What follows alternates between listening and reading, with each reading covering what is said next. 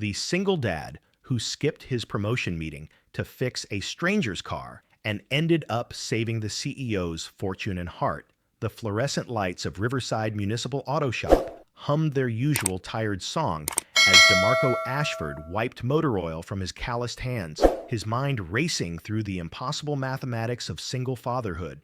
At 31 years old, his days began at 5:30 in the morning and ended somewhere around midnight, a brutal cycle of school, drop-offs, repair jobs, homework help, and the constant juggling act of being both mother and father to his 7-year-old daughter, Zara. The promotion meeting at Henderson Corporate Fleet Services was scheduled for 2 o'clock. The meeting that could change everything, that could finally mean a salary instead of hourly wages, health insurance that actually covered dental, maybe even enough breathing room to take Zara to that science camp she'd been circling in the community center brochure for 3 months. DeMarco had built his reputation one transmission at a time over the past 8 years, ever since he'd left his mechanical engineering studies at Northwestern to care for Zara when her mother walked out without warning. The corporate fleet contract had been his ticket up, his chance to prove that the kid from Southside Chicago who'd learned to rebuild engines in his uncle's garage was just as capable as anyone with fancy certifications and clean fingernails. His supervisor, Malcolm Winters, had personally recommended him for the fleet operations manager position, a role that would mean supervising a team of 15 mechanics and coordinating maintenance schedules for over 200 corporate vehicles across 3 states. But at 1:47, as DeMarco was washing up and mentally rehearsing his presentation points, he heard it. The distinctive sputter and wheeze of a dying engine mixed with the sharp scrape of metal on asphalt. Through the bay window, he spotted a silver Lexus LX600 lurching into the parking lot, smoke billowing from under the hood in thick, acrid clouds. The vehicle was expensive, the kind that usually got serviced at those pristine dealerships in Lincoln Park where they served espresso in the waiting room. But this one was clearly in distress. An instinct made DeMarco move toward the door, even as his phone buzzed with Malcolm's text. "Conference room ready. Don't be late. This is your shot." The woman who emerged from the driver's seat was tall and composed despite the obvious crisis, her platinum blonde hair pulled back in a severe bun that matched her tailored charcoal suit.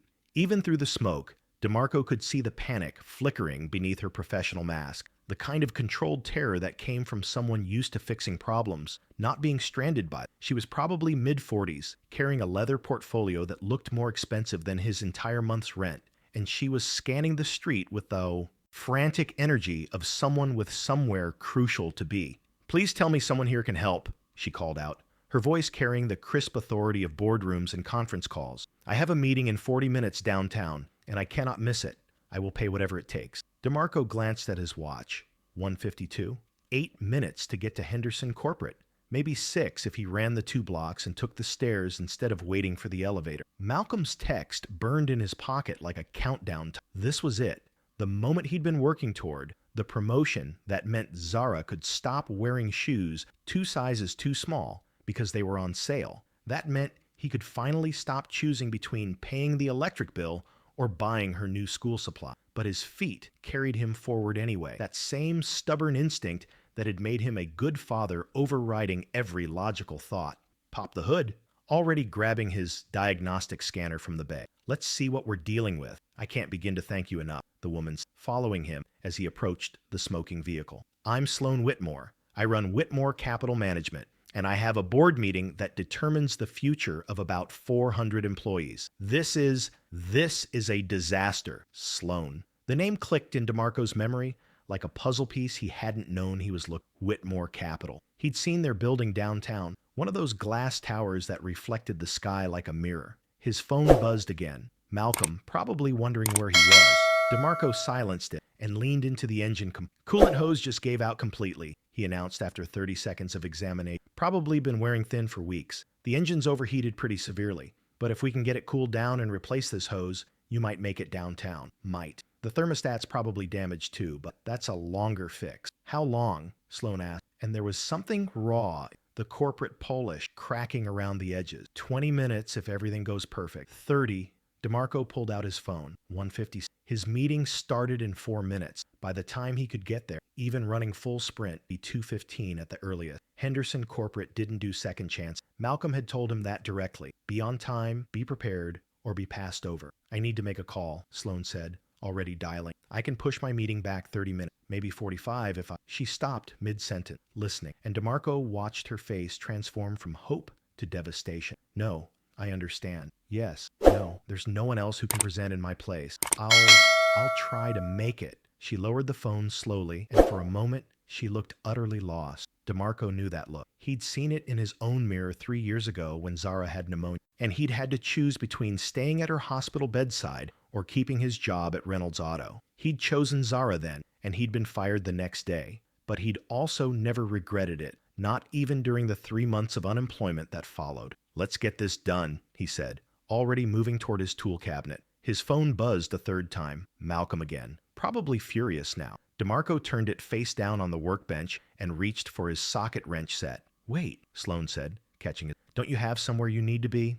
I heard your phone. I can call a towing service. I can... Ma'am, with respect, you'd be waiting 90 minutes minimum for a tow, and your engine block might crack if it sits here, cooling down improperly. Let me do this right. He met her eyes, pale blue, startlingly clear, and saw his own resignation reflected there. Some things matter more than meetings. DeMarco worked with the focused intensity of someone racing against multiple clocks, his hands moving through the familiar choreography of loosening clamps, draining coolant, and maneuvering the damaged hose free from its housing. The replacement part came from his personal stock, a universal hose he'd bought in bulk from AutoZone 3 months ago during a clearance sale. It wasn't a perfect match for the Lexus's premium specifications, but it would hold long enough to get Sloan downtown, and that was what mattered right now. He was tightening the final connection when the shop door opened with enough force to rattle the frame, and Malcolm Winters stormed in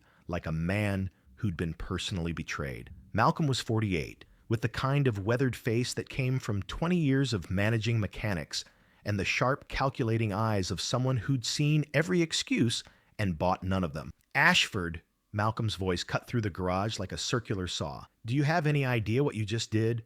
Any idea at all?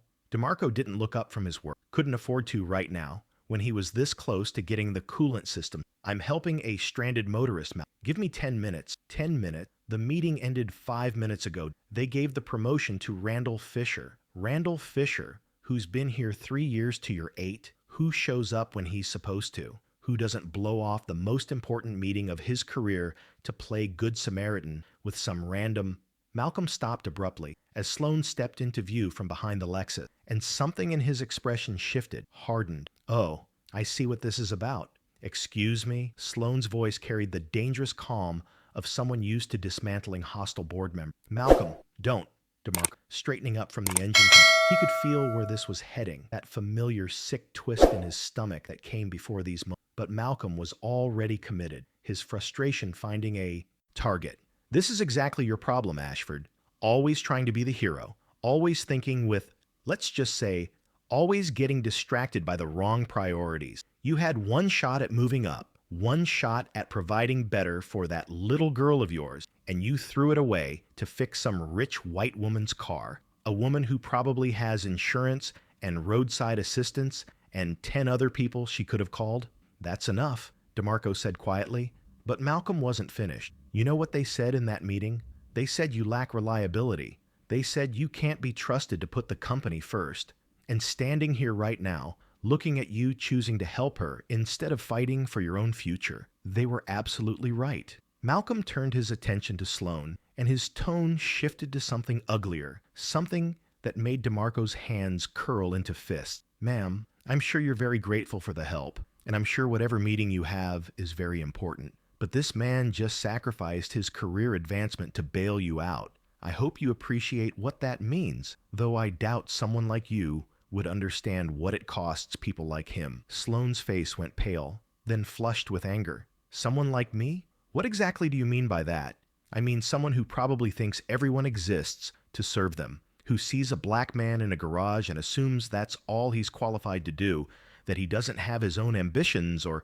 Malcolm, stop talking right now. DeMarco's voice carried a warning that made even Malcolm pause. You don't know anything about this situation, and you're making assumptions that are way out of line. Am I? Malcolm challenged. Or am I the only one willing to say what everyone's thinking? You've always been too willing to put yourself last, DeMarco. Always scrambling to prove you're worthy.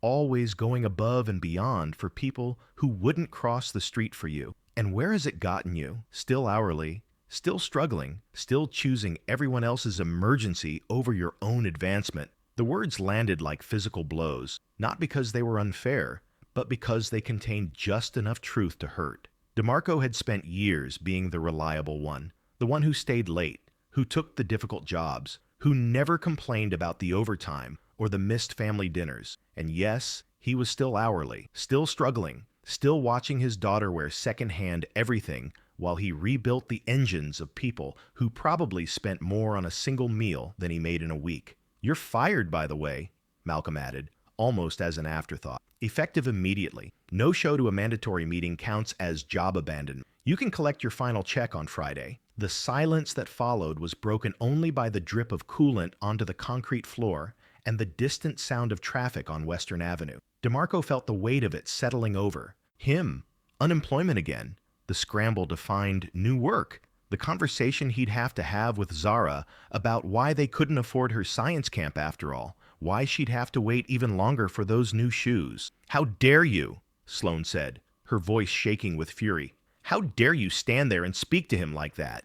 This man dropped everything to help me when he had absolutely no obligation to do so. He didn't know who I was, didn't know if I could pay him, didn't ask for anything in return. And you're firing him for showing basic human decency? This is between me and my former employee, ma'am. I suggest you let us handle it. No, I don't think I will, Sloan shot back, because I just watched you make a series of assumptions about both of us that reveal exactly the kind of person you are. You assumed I expected to be served. You assumed DeMarco was being some kind of, naive? Self-sacrificing? You couldn't possibly conceive that maybe he was just being a good person, that maybe his first instinct was to help someone in trouble regardless of what it cost him.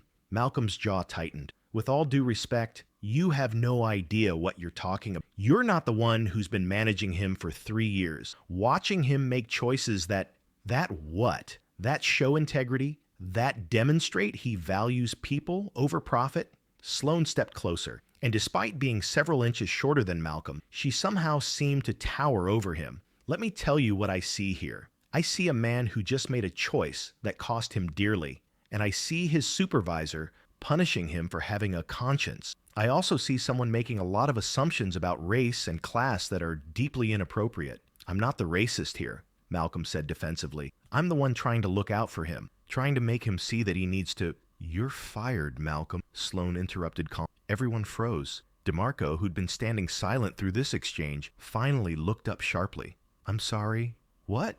How did this story impact you? If you believe in fighting prejudice together, type Unity Wins. Share your thoughts. Remember to subscribe to Racism Root for more transformative stories that inspire change. Sloan reached into her portfolio and extracted a business card, which she held out toward Malcolm with the same clinical precision someone might use to handle contaminated evidence. Whitmore Capital Management owns Henderson Corporate Fleet Services, has for about 8 months now, since we acquired Bridgepoint Holdings and all its subsidiary operations. I'm not just some random client, Malcolm. I'm your boss's boss's boss. And you just fired one of your best mechanics for exhibiting exactly the kind of character we claim to value in our mission statement. The color drained from Malcolm's face so completely he looked like he might faint. DeMarco found himself frozen, wrench still in hand, trying to process what he was hearing. Whitmore Capital owned Henderson Corporate? Since when? Why hadn't anyone mentioned this during the promotion discussions? I didn't know, Malcolm stammered. I had no idea you were connected to the company. Does it matter? Sloane's voice remained level, controlled, but there was steel underneath. Would you have spoken differently to DeMarco if you'd known I had authority over your employment? Would your assumptions about both of us have changed based on corporate hierarchy rather than basic human respect? That's not fair.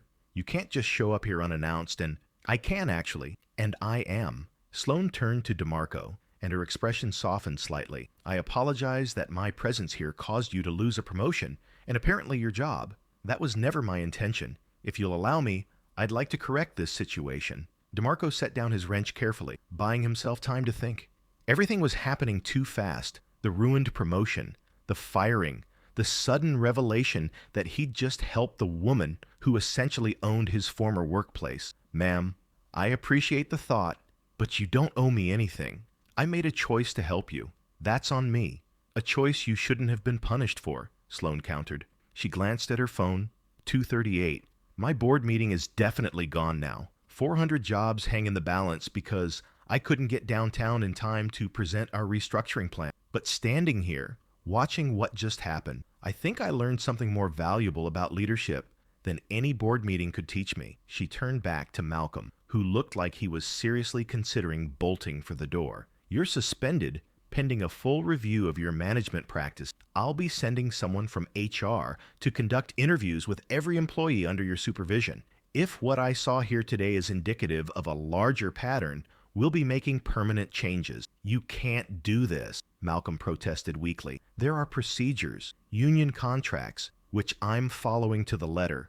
The suspension is paid, the investigation will be thorough and fair, and you'll have every opportunity to defend your actions. But what I witnessed today was unacceptable on multiple levels. Sloane's voice was firm, but not cruel. You made assumptions about my character based on my appearance. You made assumptions about DeMarco's intelligence and ambition based on his race and his choice to help someone in need. And you punished an employee for demonstrating exactly the kind of integrity we should be rewarding. DeMarco felt something shifting in his chest, some combination of vindication and discomfort. He'd spent so many years being invisible, being the reliable one who got overlooked, that having someone stand up for him this forcefully felt almost foreign. Sloan, Miss Whitmore, you really don't have to. Yes, I do, she said simply, because if I don't, then I'm part of the problem. I've spent 20 years building a company on paper value, integrity, respect, community investment, while clearly not paying enough attention to whether those values actually exist in practice. She looked at the Lexus, still smoking faintly in the bay. Your engine's fixed? DeMarco nodded slowly. Should get you downtown. Might want to take it to a Lexus dealer tomorrow for a proper diagnostic. Make sure there's no permanent damage, but the immediate crisis is handled. How much do I owe you? I don't work here anymore, remember? Malcolm fired me. The absurdity of the situation was starting to hit DeMarco. He'd lost his job, lost his promotion, and was now standing in a garage he technically wasn't authorized to be in, discussing payment with the CEO who'd just suspended his former supervisor. Then I'm hiring you directly, Sloan said, as a consultant, emergency automotive repair, executed under extreme time pressure with limited resources. That seems like specialist work to me. Name your price. Ma'am? DeMarco, please, let me do this. You sacrificed something important to help me. And the least I can do is make sure you're not financially penalized for your kindness. DeMarco looked at the Lexus, mentally calculating parts and labor. The hose had cost him $18 wholesale. The work was maybe an hour at his standard rate, though he'd compressed it into 25 minutes. 200 seems fair. 2,000, Sloan countered. That's insane. It was a hose replacement, not an engine rebuild. It was $2,000 worth of disruption to your life, career, and financial security. Consider it a consulting fee for the lesson you just taught me about leadership. Sloan was already pulling out her phone, fingers moving across the screen. What's your Venmo? I don't have Venmo. I'm a 31-year-old single dad who works on cars. I barely have time to remember my bank password. A small smile crossed Sloan's face, the first genuine expression DeMarco had seen from her beyond crisis management. Then give me your number, and I'll have my assistant arrange a direct transfer. She paused, seeming to come to some decision. Actually, I have a better idea. Do you have plans tomorrow morning? Say 9 o'clock? I'm currently unemployed. My schedule opened up dramatically. Then come to my office. Whitmore Capital, 48th floor, Willis Tower. I'd like to discuss something. DeMarco exchanged glances with Malcolm, who was still hovering near the door like a man watching his career implode in slow motion. Discuss what exactly? A job opportunity, Sloan said. One that might be better suited to your actual qualifications than working in a garage that doesn't appreciate. That evening, DeMarco sat at his small kitchen table in the 3-room apartment he shared with Zara, trying to explain to his daughter why he'd come, Home 3 hours early on a Wednesday. The apartment was clean but worn, filled with the creative chaos of a 7-year-old's life. School projects taped to the refrigerator, a science fair volcano drying on newspaper in the corner, books stacked everywhere because Zara had inherited his insatiable curiosity about how things worked. "So you got fired for fixing a car?" Zara asked, her dark eyes, so much like his own, studying him with the unsettling perceptiveness of children who've learned to read their parents' moods for signs of instability. "More like I got fired for missing a meeting to fix a car," DeMarco clarified, pushing his lukewarm coffee around in its mug. "But it's complicated, baby. Sometimes doing the right thing costs you something. Grandma says that's called integrity." Zara was working on her math homework, numbers sprawled across graph paper in her careful handwriting. "She says you can't put a price on it." "Grandma's right, though integrity doesn't pay the rent, which is something we're going to have to figure out." DeMarco tried to keep his voice light, but worry had been gnawing at him since he'd left the garage. His final check from Henderson would cover this month's rent and maybe groceries, but after that, he was looking at unemployment applications and the humiliating process of raiding his already depleted savings account. The business card Sloan had given him sat on the table like a promise or a threat. He wasn't sure which. Whitmore Capital Management. Tomorrow morning, 9 o'clock. He had no idea what kind of job opportunity she had in mind, but he also couldn't afford to ignore any potential income source right now. "Dad?" Zara's voice pulled him back to the present. "Are we going to be okay?" The question hit him harder than Malcolm's firing had. This was the fear he'd been trying to shield her from since the day her mother left. The instability that came with being a single parent in a city that didn't make room for people who had more heart than money. "Yeah, sweetheart, we're going to be okay, I promise." He'd made that same promise the night Michaela walked out, when Zara was just 14 months old and couldn't understand why her mother had simply vanished. He'd made it again when he'd dropped out of Northwestern's engineering program, when he'd lost the Reynolds auto job, when he'd had to explain why they couldn't afford the birthday party she'd wanted or the school trip to the planetarium. Each time, somehow, he'd made it true. But each time, it got a little harder to believe. His phone buzzed, a text from his mother, Lorraine Ashford, who had the uncanny ability to sense when he was spiraling. "Heard from Malcolm's wife you had some excitement today. You okay?" DeMarco smiled despite everything. The Southside Black Community Network was faster than any social media algorithm. "Long story, Mama. I'll call you tomorrow." "You better. Love you, baby. You did right, whatever it was." He stared. At those words, "You did right," and felt something settle in his chest. Maybe he had.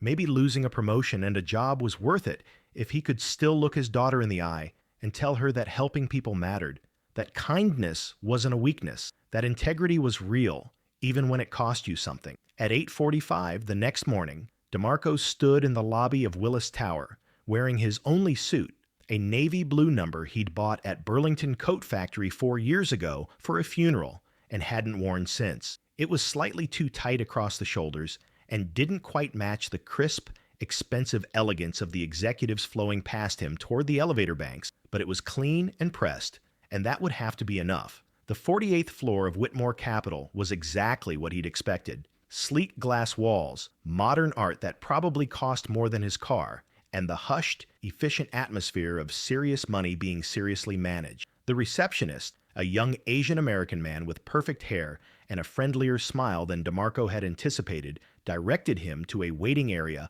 with leather chairs that made his apartment couch feel like garbage bags stuffed with newspaper. Sloan appeared at exactly 9 o'clock, and DeMarco was struck again by how different she looked in her natural environment. Yesterday, she'd been disheveled, stressed, vulnerable. Today, she was every inch the CEO, tailored black suit, confident stride, that same sharp intelligence in her eyes, but now backed by the full weight of her professional authority.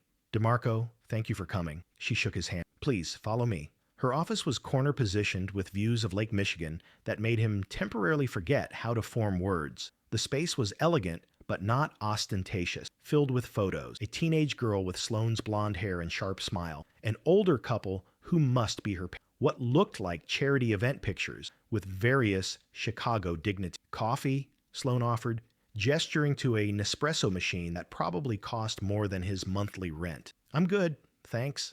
DeMarco sat in the indicated chair, trying not to feel like he was being interviewed for something he wasn't qualified. Ms. Whitmore, I appreciate you taking the time to meet, but I'm still not entirely sure why I'm here. Because I made some phone calls yesterday, Sloan said, settling into her own chair across from. After you fixed my car, after that disaster with Malcolm, I was curious about it, so I did what I do with any potential investment. I researched. DeMarco felt his stomach tighten. I'm not an investment. No, but you're an interesting case study in wasted potential. Sloan pulled up something on her tablet and turned it to face him. DeMarco Ashford, 3 semesters at Northwestern, mechanical engineering program, 3.8 GPA before you withdrew. Academic scholarship recipient, Dean's List. Your professor said you had a gift for understanding systems, not just how they worked, but how to optimize them, improve them. That was a long time ago, DeMarco said quietly, shame and pride warring in his chest. I had to leave. Family situation. Your daughter. It wasn't a question. 7 years old, 2nd grade at Oakwood Elementary. Teacher notes say she's reading at a 5th grade level and shows exceptional aptitude in mathematics and science. You investigated my daughter? The protective anger came fast and sharp. I investigated you, and your daughter is part of your life. I'm not trying to be intrusive, DeMarco. I'm trying to understand why a man with your intelligence and education is working, or was working, as an hourly mechanic when you should be designing vehicle systems or managing complex operations. Because life happened, DeMarco said flatly. Because I had a baby who needed me, and a mother who decided parenthood wasn't for her. Because dropping out meant losing my scholarship and going into debt, I'm still paying off. Because employers aren't exactly lining up to hire single dads with incomplete degrees and gaps in their employment history. He stood up, suddenly tired of this conversation. Look, I appreciate whatever this is, but I don't need your charity or your pity. I'm good at what I do. I'll find another job. Sit down, please. Sloane's voice carried command, but also something softer. I'm not offering charity. I'm offering an opportunity that benefits both of us. Reluctantly, DeMarco sat. Whitmore Capital manages about $8 billion in assets across multiple sectors: real estate, technology, manufacturing, service industries. We own companies, improve them, and either hold them long-term or sell them at profit. Henderson Corporate Fleet Services is one of about 40 subsidiary operations we currently control. Sloan leaned forward. Here's the problem. I'm excellent at financial analysis. I can read a balance sheet in my sleep and spot operational inefficiency in quarterly reports. But I don't actually understand the ground-level reality of the businesses we own. I don't know what it's like to work in a garage or a warehouse or a call center. I make decisions based on data, but not on human experience. So hire consultants. I'm sure there are plenty of business school graduates who'd love to. I don't want business school graduate. I want someone who's lived it. Someone who understands what it means to choose between fixing a stranger's car or advancing your career. Someone who knows what real integrity looks like when it costs you something. Sloane's intensity was almost uncomfortable. Yesterday, you showed me that Whitmore Capital's stated values, the ones I personally wrote and approved, don't actually exist in at least one of our operations. Malcolm's behavior didn't come from nowhere. It came from a culture that rewards the wrong things and punishes the right ones. And I didn't know because I'm too far removed to see it. DeMarco was beginning to understand where this was going, but it seemed too impossible to believe. What exactly are you proposing? I want you to come work for me directly. Not in a garage, not in fleet services. Here, at Whitmore Capital. Your title would be Director of Operational Integrity. Your job would be to visit our subsidiary companies, evaluate their actual working conditions and culture, identify disconnects between our stated values and lived reality, and report directly to me with recommendations for change. The silence that followed was broken only by the faint hum of the building's HVAC system and the distant sound of traffic 48 floors below. You want me to be your corporate conscience, DeMarco finally said. I want you to help me make sure that Whitmore Capital actually is the company I claim it is, Sloan corrected. And yes, that probably does make you a corporate conscience of sorts. Salary would be $180,000 a year. Full benefits, including the kind of health insurance that actually covers things, education budget for completing your degree if you want, and childcare assistance because I'm not an idiot. I know that single parents need support, not platitudes. DeMarco's mind had stopped processing numbers somewhere around 180,000. That was more than triple what he'd been making at Henderson. That was Zara in new shoes whenever she needed them, science camp every summer, maybe even saving for her college someday. That was stability, security, the ability to breathe without constantly calculating which bill to pay late. "Why me?" he asked, almost whispered. "You don't know me. I fixed your car one time. I could be terrible at this." "You sacrificed a promotion to help a stranger," Sloan said simply. "That tells me you understand what matters, and your academic record tells me you're smart enough to analyze complex systems. The rest, we can figure out together." 3 weeks into his new role at Whitmore Capital, DeMarco found himself navigating a world he'd only glimpsed from the outside: executive meetings, strategic planning sessions, and the complex politics of corporate reform. His first assignment had been to conduct a comprehensive review of Henderson Corporate Fleet Services, which meant interviewing every mechanic, dispatcher, and administrative staff member who'd worked under Malcolm's supervision. What he discovered made his stomach turn. Malcolm's behavior toward him hadn't been an isolated incident. It was part of a pattern. Mechanics of color consistently received fewer promotions, harsher discipline for minor infractions, and assignment to the least desirable shifts. 2 Hispanic mechanics, Rafael Montoya and Carlos Iñiguez, had filed formal complaints that were never processed beyond Malcolm's desk. A black woman named Tasha Williams had been passed over for a supervisor role 3 times, despite having the most seniority and best performance metrics in the entire operation. DeMarco compiled his findings into a 40-page report that landed on Sloan's desk like a bomb.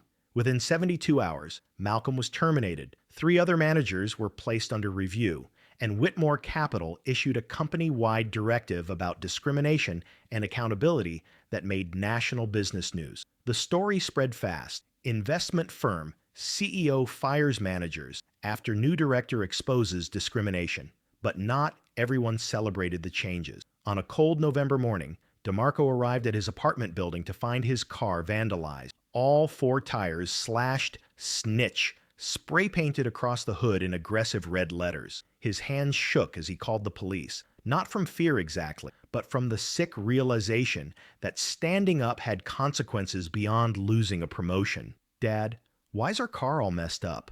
Zara's voice came from behind him, and DeMarco turned to see her standing in the building's entrance, backpack slung over one shoulder, confusion and worry competing on her face. "Someone made a mistake, baby. We'll get it fixed." He forced his voice to stay calm, even as rage burned in his chest, not just at the vandalism, but at the fact that his 7-year-old daughter had to witness this, had to learn that doing the right thing sometimes meant people hurt you. The police report was filed, but DeMarco knew the odds of finding who did this were minimal. What bothered him more was the text message he received that afternoon from an unknown number. "Keep your mouth shut about things that don't This is just a warning." He showed the message to Sloan during their weekly check-in and watched her face harden with fury. "I'm getting you security. This is unacceptable. I don't need security. I need to do my job." But even as DeMarco said it, he thought about Zara, about what could happen if whoever sent that message decided to escalate. "You're getting security anyway," Sloan said firmly, "and I'm releasing a statement making it clear that any retaliation against you is retaliation against Whitmore Capital itself. We don't abandon our people." The statement went public the next day, and with it came an unexpected wave of support. Former Henderson employees started reaching out, thanking DeMarco for finally exposing what they'd endured, sharing their own stories of discrimination and unfair treatment. Tasha Williams called him personally, her voice thick with emotion. "You gave us our dignity back. Thank you." But the betrayal came from where he least expected it. Marcus Ashford, DeMarco's younger brother and a machinist at a different auto shop on the south side, showed up at his apartment 3 days after the vandalism with anger radiating off him like heat. "You know what people are saying about you?" Marcus demanded, pushing past DeMarco into the apartment. "They're saying you sold out, took some rich white woman's money and turned on your own people." "Malcolm and his crew weren't my people," DeMarco shot back. "They were racists who made life hell for workers of color. I documented facts. You cost 20 people their jobs when that whole management team got fired. 20 people with families, with bills, with kids to feed. You think about that?" I think about the people they were hurting every single day they stayed in power. DeMarco's voice was rising now, frustration and hurt mixing together. Marcus, you weren't there. You didn't see. I don't need to see. I know how this works. Some white CEO decides she wants to look progressive, finds herself a black man to do her dirty work, and suddenly you're living in a fancy apartment. I'm in the same apartment I've lived in for 5 years, making more money than anyone in our family's ever seen. And you're telling yourself it's about integrity? Marcus laughed bitterly. Wake up, Dee. You're being used, and when she's done with you, when the PR value of having you around runs out, you'll be right back where you started. Except now, you'll have enemies everywhere. The accusation hung between them like a physical barrier. DeMarco wanted to argue, to defend himself, but part of him wondered if Marcus wasn't at least partially right. Was he being used? Was this position real? Or was he just Sloan's token hire to prove Whitmore Capital cared about diversity? Get out, DeMarco said quietly. I love you, Marcus, but get out of my apartment. After his brother left, DeMarco sat in the dark for a long time, Zara asleep in the next room, and wondered if the cost of doing the right thing was going to be higher than he'd calculated. How did this story impact you? If you believe in fighting prejudice together, type Unity Wins. Share your thoughts.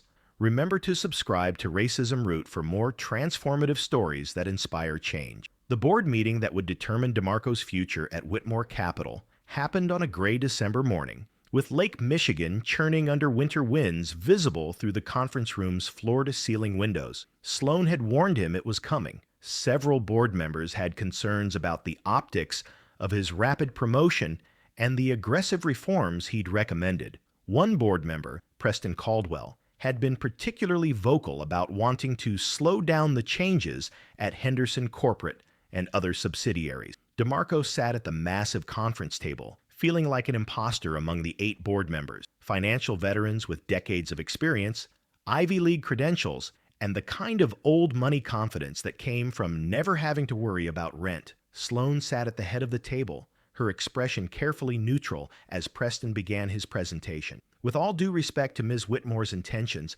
I believe we've acted hastily, Preston, his silver hair gleaming, under the recessed lighting. Firing an entire management team based on one report from an employee with 3 weeks tenure has exposed us to significant legal liability. We're facing 4 wrongful termination lawsuits and mounting legal fees. Those lawsuits are without merit, Sloan countered. Malcolm and his team created a documented pattern of discrimination.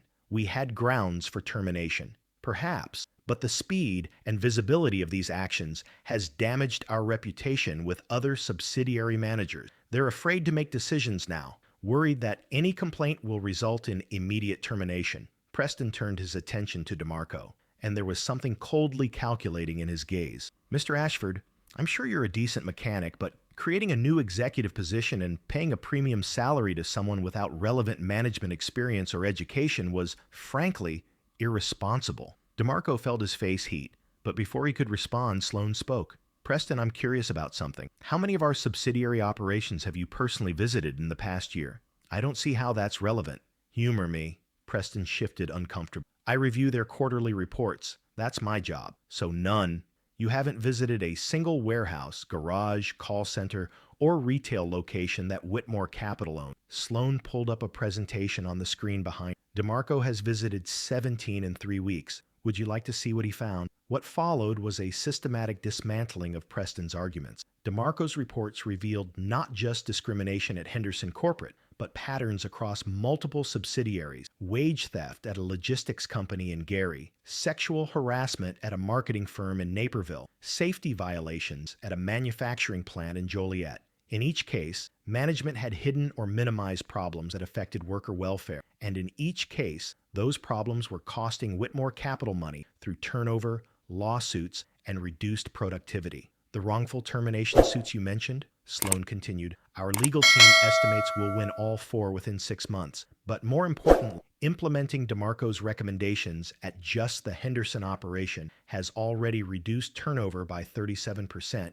and improved productivity metric by 12%. That's real money. That's the kind of operational efficiency that actually increases company value. Preston's confident expression was cracking. I still maintain that creating this position was premature. Then you'll be interested to know that 3 of our competitors have already approached me hiring DeMarco. Sloan interrupted smoothly. Bridgepoint Holdings offered him 220,000 plus X. He turned them down. DeMarco tried not to show his surprise. Sloan hadn't mentioned. The question isn't whether DeMarco was the right hire, Sloan continued. The question is whether this board is serious about our stated commitment to operational excellence and ethical business practices, or whether those are just words we use in press releases. Because if it's the latter, I need to know now. The room fell silent. Finally, another board member, an older woman named Patricia Zhao, spoke up. I've reviewed Mr. Ashford's reports. They're thorough, well-documented, and frankly, they reveal problems that should have been identified years ago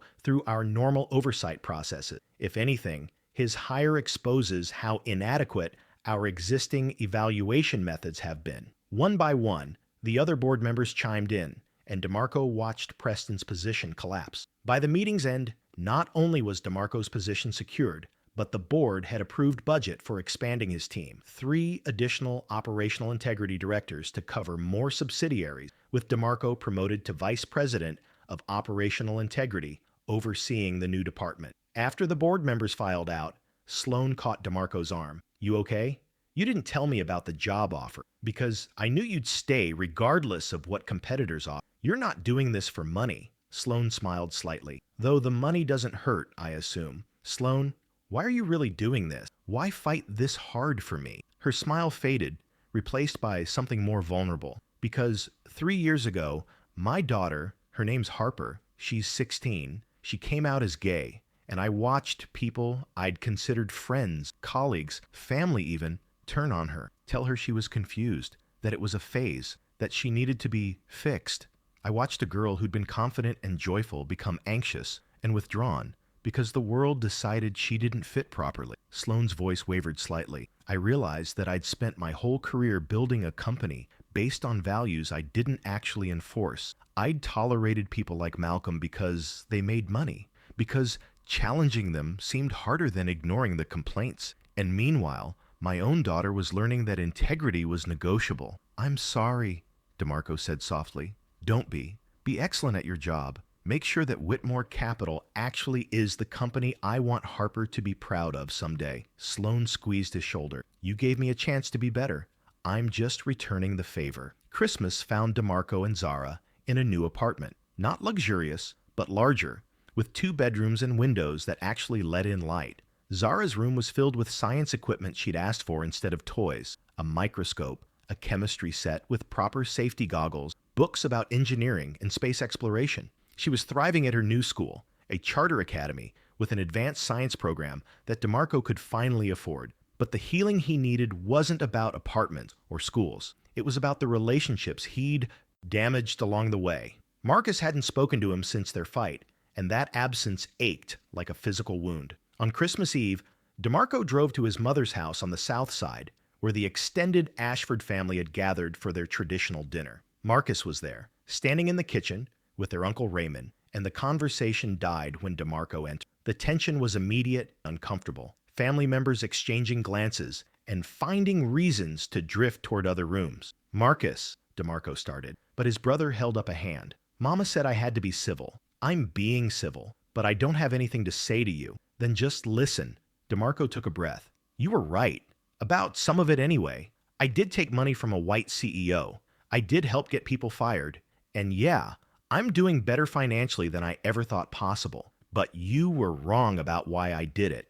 Enlighten me. I did it because I spent 8 years watching good people get ground down by a system that didn't care about them. I did it because mechanics like Rafael and Carlos deserved better than constant discrimination. I did it because Tasha Williams shouldn't have been passed over 3 times for a promotion she earned. DeMarco's voice was steady now, certain. And yeah, I did it for Zara, because I want her to grow up knowing that her father stood for something, that when he had a choice between staying quiet and speaking up, he chose truth. Marcus's expression softened slightly. You cost people their jobs, D.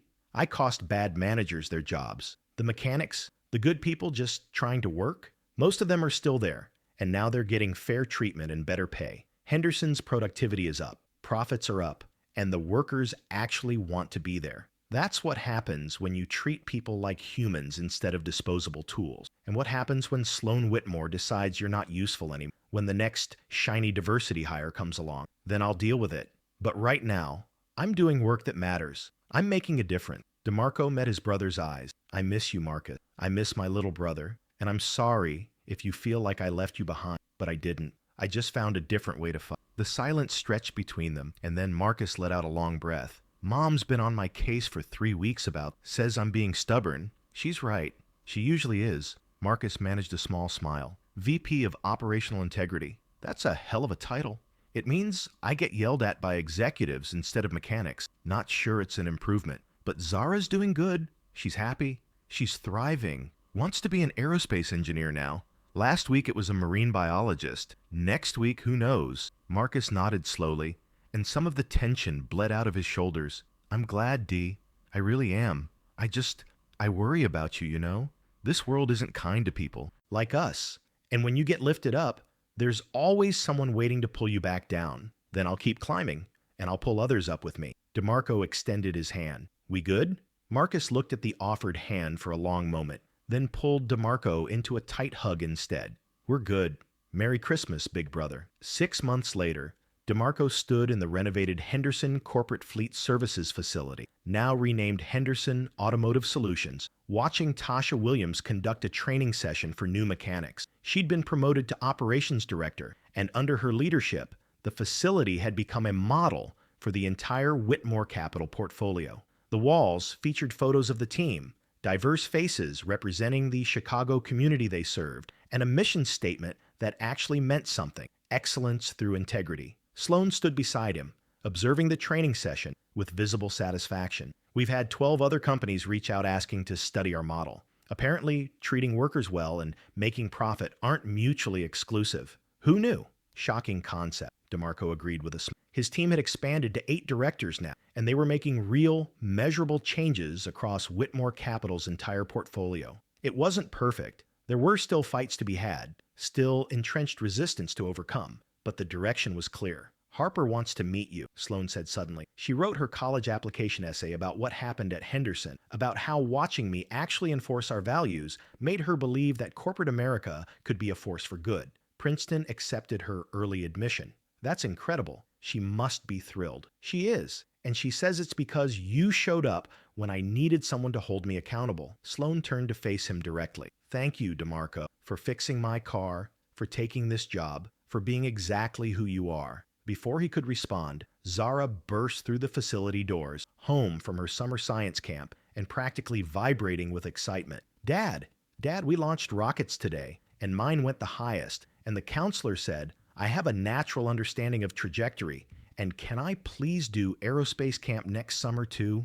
DeMarco scooped her up, despite her being almost too big for it now, laughing at her enthusiasm. We'll see, science. First, you have to finish this session. Is this Zara? Sloan asked, crouching down to the girl's level. I've heard so much about you. Are you Dad's boss? Zara asked with typical 7-year-old directness. He says you're really smart and fair. I try to be. Your dad makes it easier. He reminds me what matters. Sloan glanced up at DeMarco. You're raising someone special here. As they walked out into the summer sunshine, DeMarco thought about how much had changed in 6 months. He had stability now, purpose, a career that mattered, but more than that. He had proof that integrity wasn't just a nice idea. It was powerful, it was necessary, and it could actually win. Dad? Zara asked as they headed toward his car. A newer model now, no longer held together by prayers and spare parts. Did you really skip a big meeting to help Miss Whitmore? I did. And that's why you have this job now, because you helped her. Sort of. I have this job because helping her was the right thing to do, regardless of what it cost me. And it turned out that doing the right thing mattered to her too. Zara considered this seriously. So good things happen when you're good to people? Not always, DeMarco admitted, thinking about the vandalized car, the accusations, the difficult conversations with Mark. Sometimes doing the right thing costs, but it's still worth doing, because that's how we change things, one choice at a time. I want to change things too when I grow up, Zara declared. Maybe I'll build rockets that can help people, or discover new planets, or maybe you'll just be kind when it's hard to be kind, DeMarco said, pulling her close. That changes the world too. How did this story impact you? If you believe in fighting prejudice together, type Unity Wins. Share your thoughts. Remember to subscribe to Racism Root for more transformative stories that inspire change.